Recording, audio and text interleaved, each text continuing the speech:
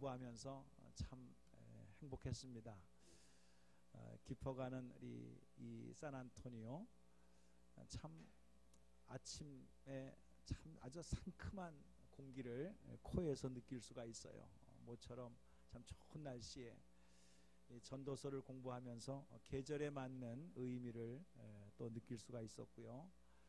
그리고 또 나이가 1살, 2살 먹어가면서 바쁘다는 핑계로 깊게 생각하지 못했던 일들을 전도서와 함께 참 한 달 가까이 이렇게 말씀과 함께 깊은 은혜를 하나님께서 허락하셨어요. 이 말씀을 참 전하게 되는 것이 큰 기쁨이고, 이제 결론을 내려야 될 때가 오늘 왔어요. 오늘 하나님의 크신 은혜가 함께 하기를 주님의 이름으로 축복합니다. 기도하겠습니다. 하나님 아버지, 은혜를 감사합니다. 하나님께서 함께하여 주시고 말씀을 주셔서 이 말씀과 함께 인생을 다시 한번 돌아볼 수 있는 귀한 계기를 허락하여 주신 것을 감사합니다. 어느덧 전도서의 결론인 전도서 12장을 앞에 두고 있습니다. 하나님께서 말씀을 통해서 마지막으로 권면해 주시는 이 복된 말씀이 우리가 평생 살아가는 동안에 잊혀지지 않는 말씀 되게 하시고, 때로는 힘들고 어려운 일을 당할 때도 이 말씀을 붙들고 새롭게 다시 한번 일어설 수 있는 능력의 말씀이 되게 하여 주시옵소서. 예수님의 이름으로 감사하며 기도 올리옵나이다. 옆에 사람과 함께 인사합시다. 그래, 당신을 보니까 좋은 일이 올해 안에 일어날 것 같습니다. 인사.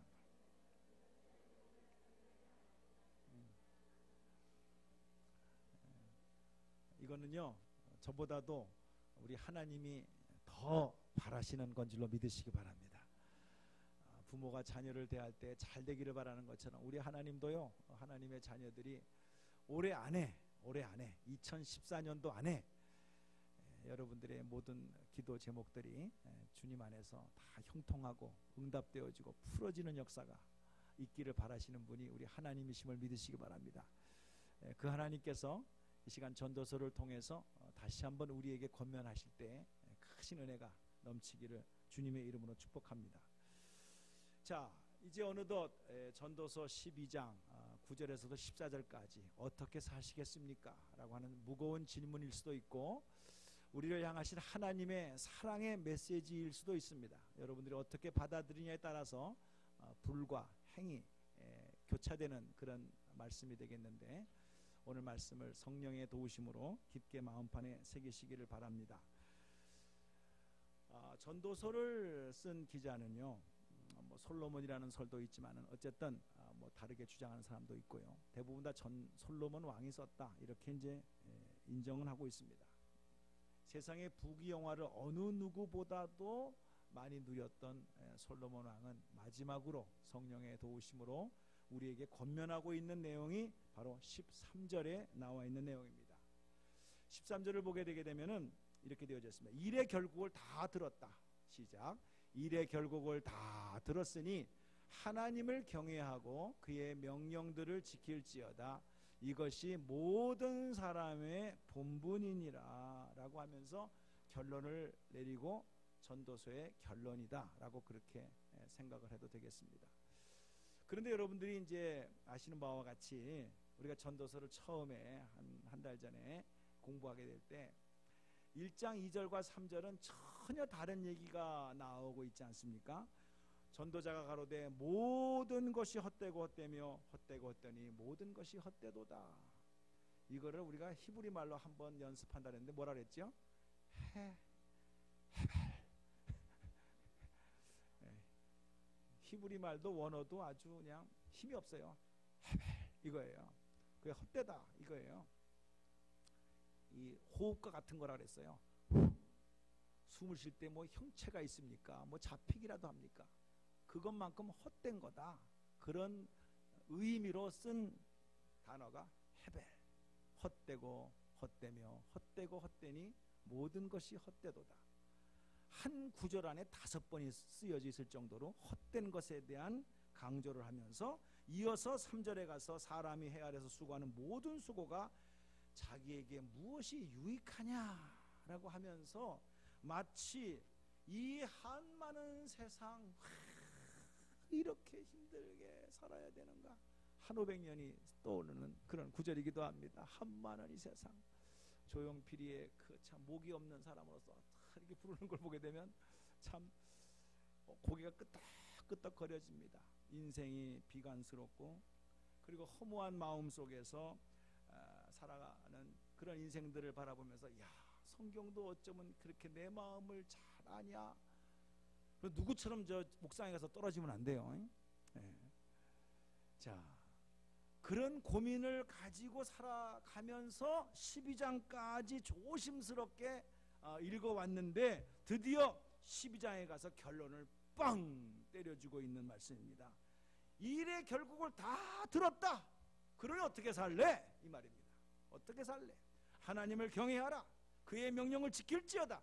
이것이 당신이 하나님의 자녀가 된 결론이다, 목적이다. 이렇게 말씀해주고 있는 내용이 되겠습니다. 그래서 저는 이 말씀을 묵상하면서 당신은 어떻게 사시겠습니까? 지금까지 살아온 세월을 가지고 말씀하시는 것이 아니고 앞으로 당신은 어떻게 사시겠습니까? 나머지 인생, 하나님이 허락하신 인생 공간 속에서, 시간 속에서 당신은 어떻게 살기를 원하십니까? 라는 하나님의 질문이라고 생각을 하고 이 말씀을 겸손하게 전하기를 원합니다. 오늘 본문 말씀을 통해서 본다고 한다면 13절에 일의 결국을 다 들었다 그랬습니다. 일의 결국을 다 들었다.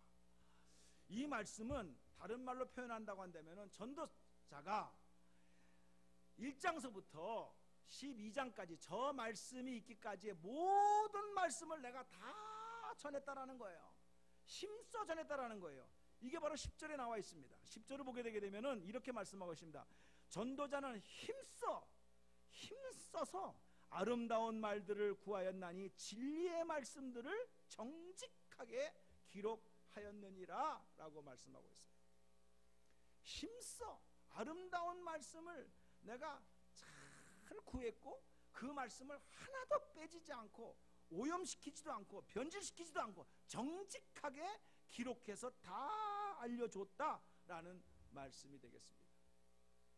이 말씀은 내가 정직하게 기록했다, 진리의 말씀이다라는 것을 강조한다라기보다는 어떤 면에서는 이것은 내가 썼지만 내 말이 아니다, 하나님의 말씀이다, 하나님의 진리의 말씀이 하나님의 백성들을 향하여 정말 뜨거운 사랑의 마음으로 이렇게 살아가는 것이 진짜야, 이렇게 살아가는 것이 보람 있는 인생을 살아갈 수가 있어, 결코 후회하지 않을 거야 라고 하는 그 마음을 담아서 나는 기록한 것뿐이지 결국은 내 마음이 아니다, 주님의 마음이다.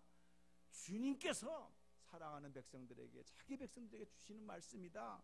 그래서 나는 정직하게 기록할 수밖에 없다, 진리의 말씀으로만이 전할 수밖에 없다라는 말씀입니다.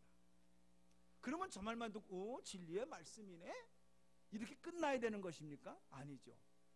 과연 일의 결국을 다 말씀하신 하나님, 그 말씀을 다 들은 우리는 과연 어떻게 살아야 될 것이냐라는 반응이 나와야 될 거 아니겠습니까? 오늘 그 말씀을 저는 네 가지 면에서 함께 말씀을 나누기를 원해요. 제일 첫 번째가, 전도자는 오늘도 힘써 하나님의 말씀을 정직하게, 진리의 말씀을 다 이렇게 전했는데 그 말씀을 받은 우리들은 첫 번째 어떤 반응이 있어야 되겠습니까? 첫 번째, 찔림이 있어야 된다는 거예요. 제일 첫 번째가 마음의 찔림이라는 겁니다. 11절을 보십시오. 어떻게 말씀하고 있는가? 11절을 보게 되면 지혜자들의 말씀들은 찌르는 채찍과 같다 그랬어요. 찌르는 채찍과 같다. 저 채찍은 그냥 뭐 사람을 때리는 채찍이 아니라 목자가 양들을 갖다가 이렇게 인도할 때 사용되어지는 도구라고 합니다. 근데 그거를 지혜자는, 전도서를 쓴 기자는 지혜자의 말씀이 찌르는 채찍과 같더라 그랬어요. 하나님의 진리의 말씀은 우리 인간의 본능으로 좌로나 우로나 치우치면서 살아갈 수밖에 없는 그런 인간의 본능을 너 그렇게 살면 안 되지, 채찍과 같이 말씀이 우리를 찌른다 그랬어요. 아, 안 되는구나. 이렇게 살면 안 되는구나. 양심의 가책을 받게 한다라는 겁니다. 느끼게 한다는 겁니다. 그래서 바른 길로 가도록 인도한다라는 사실입니다. 이것은 전도자만이 말한 것이 아니라 히브리서를 쓴 히브리서 기자도 4장 12절에 하나님의 말씀은 살았다 그랬어요. 운동력이 있다 그랬어요. 그래서 어떤 것보다 예리한다 그랬어요. 그래서 혼과 영과 골수를 찔러 쪼갠다 그랬어요. 그리고 마음의 생각과 뜻을 판단한다 이렇게 말씀하고 있어요. 무엇이요? 하나님의 말씀이. 하나님의 말씀이.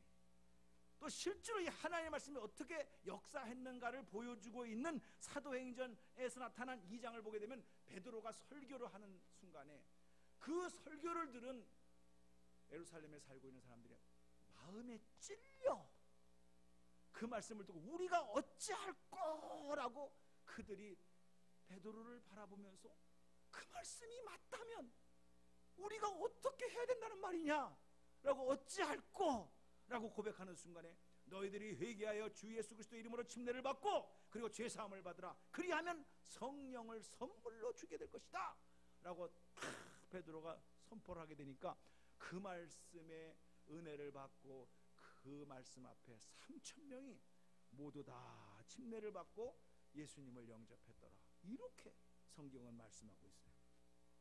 자, 그러면 지금 제가 이거를 말하려고 여러분들에게 말하는 겁니까? 여러분들이 지금까지 말씀을 들으면서 아니 지금 이 순간에 성령의 도우심으로 이 말씀을 받았는데 들었는데 찔리냐는 거예요. 그건 사도행전 2장에나 나오는 소리고 히브리서에서나 나오는 소리인데 나야 뭐 그게 뭐 찔릴 수가 있나요? 이렇게 생각하냐 아니면 실제로 찔리느냐 이 말이에요.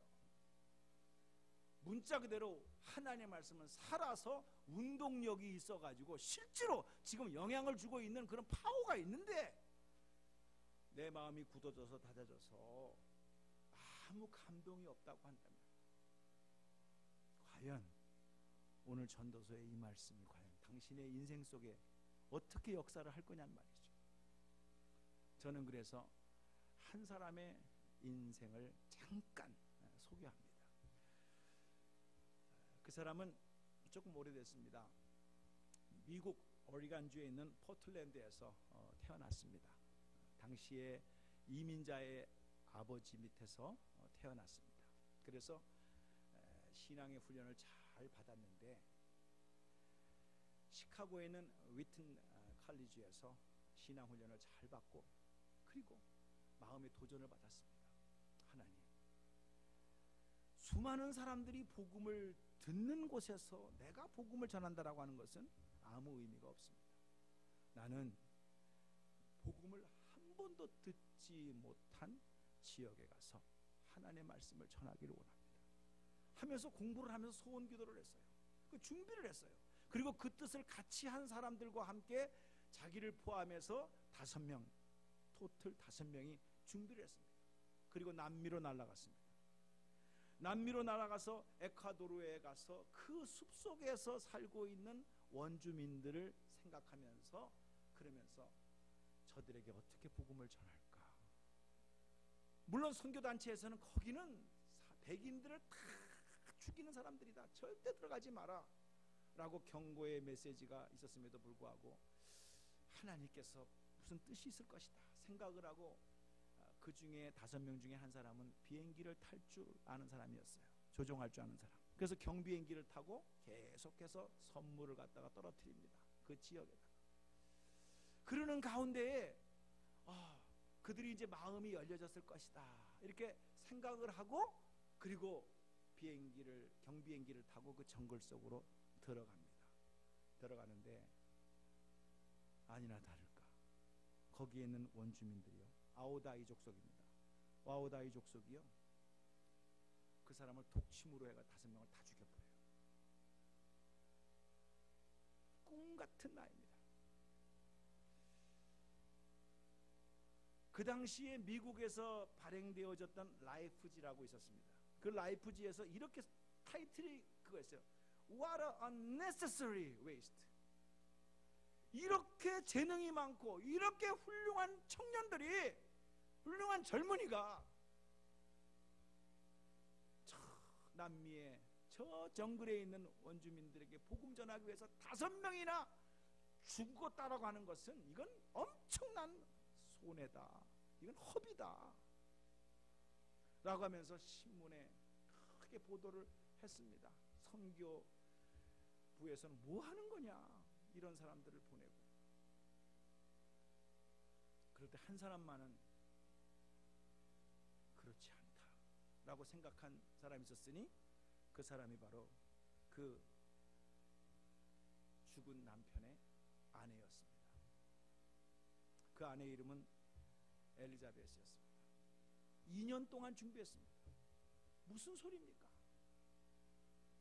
당신은 그렇게 볼 줄 모르지만은 내 남편은 저 종족을 위해서 온 마음을 드리고 하나님의 마음을 가지고 무엇이 내가 살아있는 동안에 의미 있는 삶인가, 나를 구원해 주신 주님이라고 한다면 한 번도 복음을 듣지 못해서 영원한 사망의 불못으로 빠져야 될 저 한 생명을 향한 하나님의 마음은 어떤 것인가, 내가 거기서 가야 되겠지 라고 생각을 하고 준비했던 내 남편의 일은 결코 헛된 일이 아니었습니다.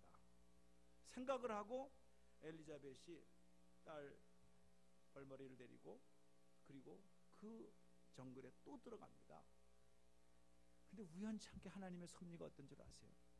그 종족은 백인 남자는 우리의 적이다 그래가지고 죽이는 그런 풍습이 있었지만은 여자를 죽이면 재수가 없다, 이런 또 풍습이 있어가지고 여자는 죽이질 않았다라는 거예요. 참 하나님의 섭리가 묘하죠. 그래가지고 자기의 신분을 숨기고 열심히 그 종족을 향해서 계속해서 복음을 전합니다. 세월이 흐릅니다. 당신은 도대체 누구길래 우리 같은 사람을 이렇게 사랑을 해주십니까? 그렇게 추장이 물어봤을 때 비로소 그때 2년 전에 내 남편이 여기에 와서 당신의 독침에 의해서 죽었습니다. 그러나 하나님의 사랑이 당신들을 포기할 수가 없어서 내가 남편 대신 다시 왔습니다. 그 말에 그 추장과 그 5명의 선교사를 죽였던 사람 중에서 한 사람이 회심을 합니다. 그래가지고 빌리그리암 목사님도 그 위튼 대학의 출신이거든요, 시카고에 있는. 그래서 그 빌리그리암 목사님이 전도대회를 할 적에 그 선교사를 죽인 그 사람이 크리스찬이 돼서 그때 간증을 했어요. 수많은 사람들을 향해서 내가 이런 사람이었는데 엘리자벳의 그 뜨거운 사랑과 섬김 속에서 내가 주님을 알게 되어지고 나중에 알고 보니까 내가 죽인 그 남자의 아내였더라.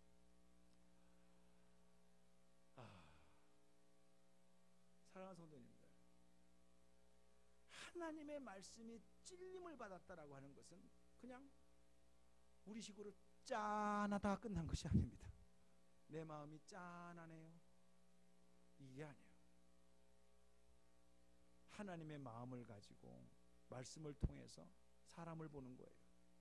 저 사람이 나에게 어떻게 했느냐가 그것을 가지고 판단하는 것이 아니라 하나님이 저 사람을 어떤 마음으로 보실까.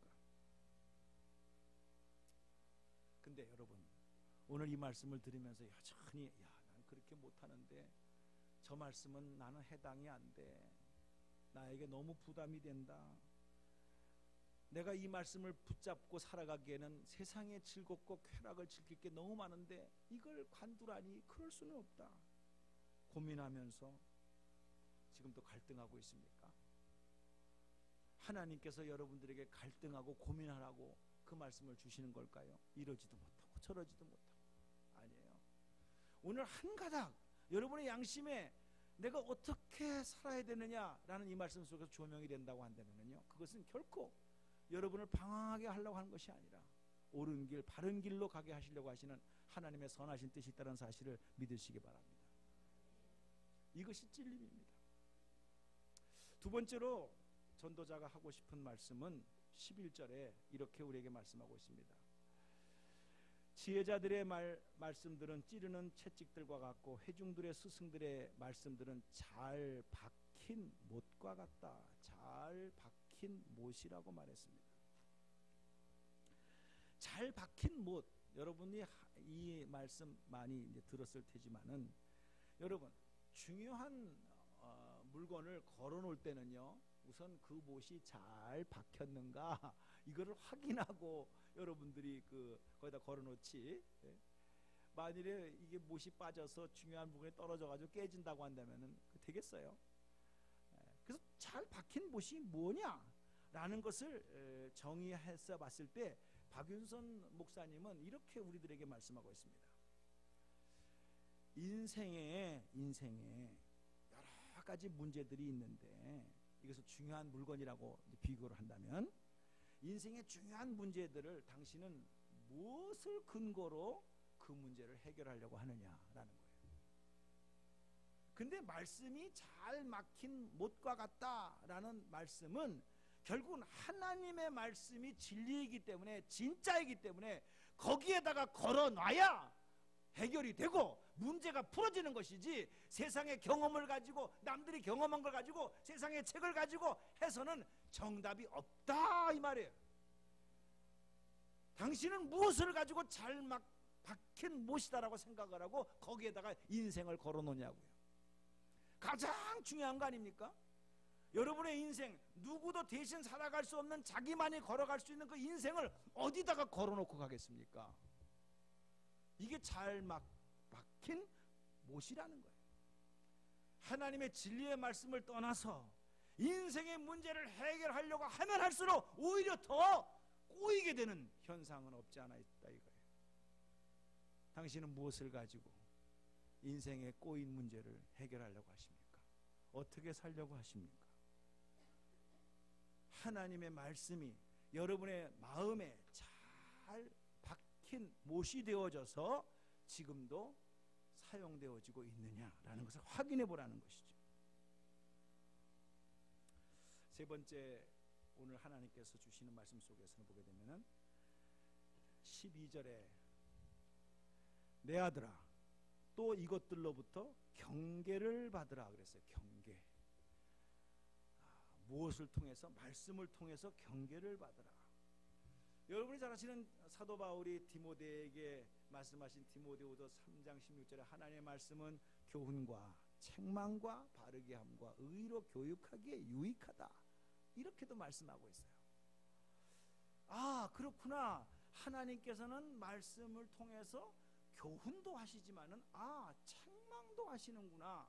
그래서 오늘 전도서 기자는 내 아들아 또 이것들로부터 말씀을 통해서 경계를 받으라 이렇게 말씀하고 있다는 거죠. 그러면 하나님께서 경계를 하라고 하는 그 말씀을 받으라는 그 말씀 속에 우리가 한 번 더 주님의 마음을 조금 더 이해를 한다면은, 하나님께서는 무조건 이렇게 하고 있다가 잘못하면 탁 때리는 그런 하나님이라는 겁니까? 아니죠. 하나님은 책망을 하시기 전에 먼저 워닝 사인, 경고를 주시는 하나님이심을 믿으시기 바랍니다. 이게 하나님의 하는 일이에요. 그래서 우리가 양심의 화인을 맞았다거나 양심이 굳어지게 되면 하나님이 계속해서 경고의 사인을 주십니다. 이걸 들을 수 있으면 이거 잘못됐구나. 아주 옛날에 우스운 얘기하지만 고전적인 썰렁한 유머 중에 하나가 있지 않습니까? 영어를 좀 한다고 하는 사람이 미국에 와서 워치 아웃 했다는 거죠. 워치 아웃 했다가 그냥 목이 탁 쳐가지고 부러졌다는 거 아니요. 바깥을 보라는 줄 알고.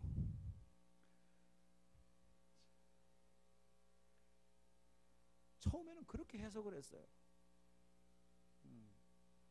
그러니까는 하나님의 말씀이 경고 땅땅땅땅 울리면 이렇게 하면 안 되는구나 하고서는 올바른 길로 가게 되면 오히려 그것이 축복이 되어지지만은 땡땡땡땡 하고 경고를 주는데 그 경고를 무시하게 되면 그때부터 책망이 나오는 거죠. 거기에 대한 합당한 응징이 나온다는 사실입니다. 그래서 우리가 하나님의 말씀을 받을 때는 이거 하나님께 혹시 나에게 경고의 사인으로 주시는 것이 아닌가 라는 것을 여러분들이 감을 잡으셔야 된다는 거죠. 왜? 하나님은 어떤 누구보다도 당신을 사랑하시거든요. 솔직히 내가 처음에 이 성경을 대할 때 어느 분이 딱 그러더라고요. 너무 두꺼워요. 그림도 하나도 없어요. 그러니까는 그렇게 보지 말래요. 러블레터다. 하나님이 당신을 향하여 연애 편지를 쓴 거야. 네가 그 아버지의 사랑을 알면은 이게 지루하지가 않을 거야. 아주 쉽게 그렇게 설명을 해주더라고요. 그때부터 저는 연애 편지라고 생각하고 읽었어요. 근데 진짜 이건 사랑의 편지예요. 예? 하나님이 당신을 그렇게 사랑하시기에 내가 너를 그렇게 사랑한다 라고 쓴 편지를 제껴놓고 우린 다른 걸 가지고 만족을 찾으려고 해요. 다른 책을 가지고 영혼의 만족을 찾고 인생의 해답을 찾으려고 그래요. 근데 추라이를 해봤습니다. 실제로 또 안 읽었어도 안 되고. 근데 거기에는 해답이 없어요.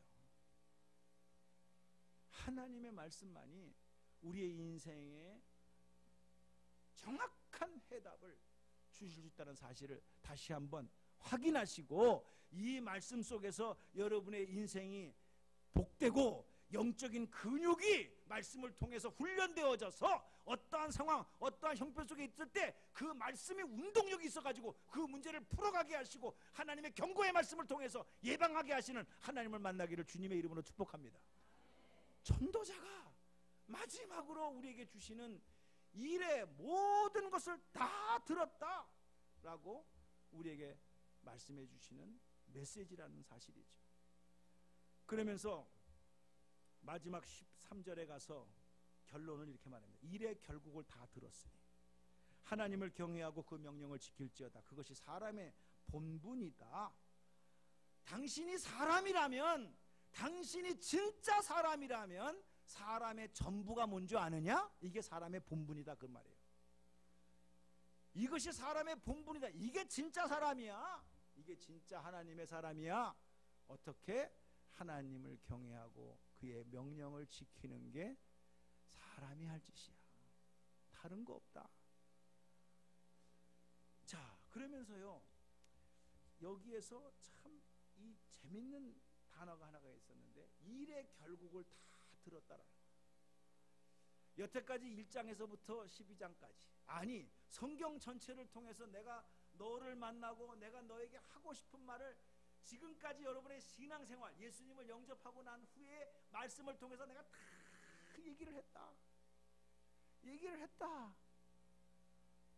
일의 결국을 다 들었으니, 그런데 너는 지금 뭘 또 들어야 결정을 하겠다고 말하느냐? 이런 인사이트가 있더라고. 내가 저거를 가만히 묵상하다. 내가 많은 사인을 보여주고 많은 얘기를 하고 많은 증거까지 보여줬는데 너는 뭐가 더 필요해서 또 하나의 증거를 바라고 또 다른 말을 들어야 내가 결단할 수 있겠습니다 라고 핑계를 대느냐? 일의 결국을 다 들었으니. 여러분 자신에게 한번 물어보세요. 뭘 또 들어야 나는 결단할 수 있습니다. 뭘 또 이루어야 내가 이제야 주님이 나를 사랑하는 줄 알겠습니다 라고 말할 수 있겠냐는 거예요. 일의 결국을 다 내가 말을 했는데도 불구하고. 그러면서 결론을 얘기한다면 주님이 결론하시고 하나님을 경외하고 그의 명령을 지켜라. 이게 사람이 할 짓이다. 왜 이런 말로 결론을 내릴까요? 그것은 바로 밑에 있는 14절에 나와 있습니다. 14절을 봅시다. 하나님은, 다시 읽어보시죠. 시작. 하나님은 모든 행위와 모든 은밀한 일을 선악간에 심판하기 때문이다 이 말이에요. 난 여기서 재밌는 것은요, 은밀한 일이라고 그랬어요. 아무도 안 보지. 요거까지도 다 하시는 거예요. 아무도 안 보는구나. 요때까지도 다 보시는 거예요. 나쁘게만 생각하지 마세요. 은밀한 것을 선악 간에 심판한다 그랬어요. 은밀한 것은 꼭 나쁜 데만 쓰는 것이 아니더라고요. 아무도 안 보지만은 주님의 음성을 듣고 주님의 뜻대로 선한 일을 할 때도 있어요. 누가 알아줘서가 아니에요. 누가 인정해줘서가 아니에요. 은밀한 곳에서 하나님의 뜻이면 내가 하는 거예요. 그래서 선악 간에 하나님께서 심판하신다 그랬었어요. 그런 분이시기 때문에 우리가 하나님의 말씀을 명령을 지키고 그분을 경외한다. 경외라는 말이 참 어렵지요. 전에 한번 제가 설명했는데 기억나십니까? 어떤 기분이 하면 그런 뜻은 아닙니다. 정말 존경스럽고 두렵고 떨리는 마음이 경외라는 단어를 그렇게 쓰는 것인데, 이거를 실감이 안 가니까는 이렇게 어느 분이 표현을 했어요. 들으신 분은 또 들으세요. 그때 3일 예배 때 했나? 여러분이 새 차를 샀어요. 그래가지고 아주 브랜뉴를 탁 타고 겨우 집에까지 안전하게 타고 왔어요. 그리고 나서 이제 가족들을 데리고 그 새 차에 탁 타는 거예요. 가죽 냄새가 탁 납니다. 아주 엔진도 틀 때마다 소리도 안 들려. 그만큼 엔진이 좋아. 그래가지고 이제 그 시트에 딱 앉으려고 하는 순간에 발에 뭐가 묻었는가를 탁탁 털고 시트에 앉는 순간에 시트를 터는 게 아니라 시트에 묻을까봐 내 히프를 털어. 히프를 털고 의자에 푹 앉는 것도 아니고 살며시 앉아요. 그 기분이 경외하는 거라는 거예요. 여러분이 교회에 들어올 때 그런 마음으로 옵니까? 그런 마음, 새 차를 탈 때 첫 번째 앉는 그 기분, 이 느낌이 내가 주님을 만날 수 있다니 경외로운 마음을 가지고 하나님의 말씀을 지켜야지. 이런 소원이 예배 가운데 있을 때 어떤 형편 속에서도 예배하네, 어떤 상황 속에서 내가 예배를 하네. 특송을 불러줬던 것처럼 그분 앞에 서는 이 마음, 그것이 사람의 본분이라는 거예요. 이게 가장 인생을 의미 있게 보람 있게 살 수 있는 길이다. 아니, 알고 있니? 이 말씀을 결론으로 내리는 겁니다. 근데 참 재밌는 것이 있죠. 하나님께서는 이 전도서만 가지고도 만족을 못했던 것 같아요. 그래가지고 우리가 이제 22일부터는 뭐 갖고 공부하지요? 요한계시록을 갖고 공부를 해요. 그래서 이제 11월 말까지 요한계시록 가지고 공부를 하는데, 하나님께서는 우리의 연약함을 아시고 요한계시록을 읽자마자 1장 3절에 이 예언의 말씀을 읽는 자와 듣는 자와 그 가운데 기록한 것을 지키는 자는 복이 있나니 때가 가까움이니라. 한 번 더 요한계시록을 통해서 강조를 하셨단 말이요. 감각이 없으시는구만 지금. 이게 상당히 아주 고단적인 유머인데 어떻게 그런 말씀을 갖다가 요한계시록 1장 3절에 우리가 22일부터 요한계시록을 공부할 텐데 첫날에 딱 그 말이 나와요. 아니야, 읽는 자가 듣는 자가 기록한 것을 지키는 자가 복이 있도다 그랬어요. 저는 이 말씀할 때 내 개인적으로 참 우스운 일이 있습니다. 목사의 아들이니까 자식한테 가르치는 게 뭡니까?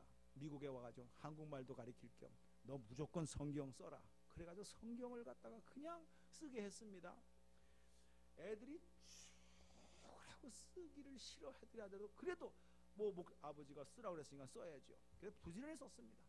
근데 이놈이 요한계시록을 쓰기 시작하고 나서부터 나한테 따지는 거예요. 아버지, 예, 성경을 읽어보세요. 왜? 1장 3절에 읽는 자, 듣는 자, 지키는 자가 복이 있다고 그랬지 쓰는 자는 복이 있다는 말이 없어요.